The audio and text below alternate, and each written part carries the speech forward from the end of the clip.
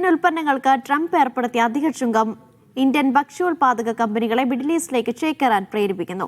ദുബൈയിൽ പുരോഗമിക്കുന്ന ഗൾഫ് ഫുഡിൽ ഈ പ്രവണത വ്യക്തമാണ്. മുൻ വർഷത്തേക്കാൾ ഇരട്ടി ശേഷിയിലാണ് ഇന്ത്യൻ സ്ഥാപനങ്ങൾ ഇക്കുറി മേളയിൽ അണിനിരക്കുന്നത്. ഇന്ത്യയിൽ നിന്നുള്ള ഭക്ഷ്യോൽപാദന കയറ്റുമതി 15,000 കോടിയിലെത്തുമെന്ന് പ്രമുഖ വ്യവസായി M A Yusuff Ali Gulf ഫുഡിൽ പ്രഖ്യാപിച്ചു.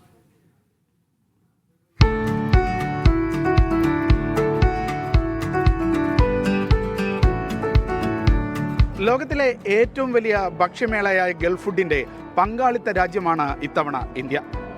25 സംസ്ഥാനങ്ങളിൽ നിന്നായി 161 പ്രദർശകരാണ് ഇത്തവണ ഗൾഫ് ഫുഡിൽ എത്തിയിരിക്കുന്നത്. ഗൾഫ് ഫുഡ് നടക്കുന്ന ദുബൈ വേൾഡ് ട്രേഡ് സെന്ററിലും എക്സ്പോ സിറ്റിയിലും ഇന്ത്യൻ ഭക്ഷ്യസ്ഥാപനങ്ങളുടെ മേൽക്കൈ ശ്രദ്ധേയമാണ്. ഭാരതി പവലിയൻ എന്ന പേരിൽ 100-ലധികം ഇന്ത്യൻ സ്റ്റാർട്ടപ്പുകളും ഗൾഫ് ഫുഡിന്റെ ഭാഗമാണ്.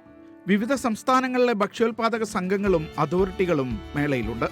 ഇന്ത്യയിൽ നിന്നുള്ള ഭക്ഷ്യോൽപ്പന്ന കയറ്റുമതി 15,000 കോടിയിലെത്തിക്കാൻ വിവിധ സംസ്ഥാനങ്ങളിലെ മുഖ്യമന്ത്രിമാരുമായി ചർച്ച നടത്തിയിട്ടുണ്ടെന്ന് Lulu group chairman M A Yusuff Ali പറഞ്ഞു. ഇന്ത്യയിൽ നിന്ന് ഞങ്ങൾ 10,000 crore റുപ്പീസിൻ്റെ എക്സ്പോർട്ട് ഇപ്പോൾ നടന്നുകൊണ്ടിരിക്കുകയാണ്. അതിപ്പോൾ ഞങ്ങളായപ്പോൾ അതിൻ്റെ CEO ആയിട്ട് നജിമുദ്ദീനായിട്ട് സംസാരിച്ച് അത് 15,000 crore ആക്കാനുള്ള പരിപാടിയിലാണ് ഞങ്ങൾക്ക് UP, ബീഹാർ, പഞ്ചാബ്, മഹാരാഷ്ട്ര ഈ സ്ഥലങ്ങളിലൊക്കെ ഫുഡ് പ്രോസസ്സിംഗ് ഉണ്ട്. ഇപ്പം ഞാൻ ദാവോസിൽ വെച്ച് ആസാമിൻ്റെ ചീഫ് മിനിസ്റ്ററായി സംസാരിച്ചു, ഗുജറാത്തിൻ്റെ ഡെപ്യൂട്ടി ചീഫ് മിനിസ്റ്ററായി സംസാരിച്ചു, ഹിമാചൽ ചീഫ് മിനിസ്റ്ററായി. അവരൊക്കെ പറയുന്നത് ഞങ്ങളുടെ ഫുഡ് പ്രൊഡക്ഷൻ ഇരട്ടിയാക്കിയിട്ടുണ്ട്. ആയതുകൊണ്ട് നിങ്ങൾ വന്ന് ഫുഡ് പ്രോസസ്സിംഗ് തുടങ്ങുകയും അത് എക്സ്പോർട്ട് ചെയ്യുകയും ചെയ്യണം.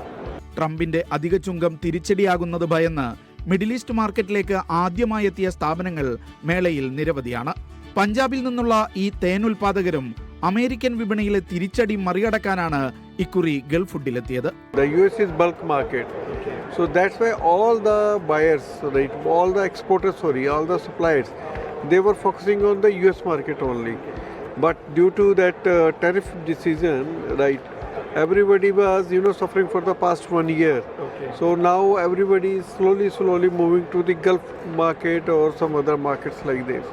ഇന്ത്യൻ പവലിയന്റെ ഉദ്ഘാടനം കാർഷിക ഭക്ഷ്യോൽപ്പന്ന കയറ്റുമതി അതോറിറ്റി ചെയർമാൻ അഭിഷേക് ദേവ് നിർവഹിച്ചു. ചെറുകിട സംരംഭകരും സ്റ്റാർട്ടപ്പുകളുമടക്കം 600 ഇന്ത്യൻ കമ്പനികൾ ഇക്കുറി ഗൾഫ് ഫുഡിൽ സാന്നിധ്യം അറിയിക്കുന്നുണ്ടെന്ന് അബുദാബി ഇന്ത്യൻ എംബസി അറിയിച്ചു.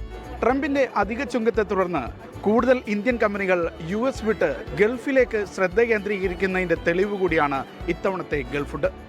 യാസർ അറഫാദിനൊപ്പം ഷീനോദ് ഷംസുദ്ദീൻ, മീഡിയ 1, ദുബായ്.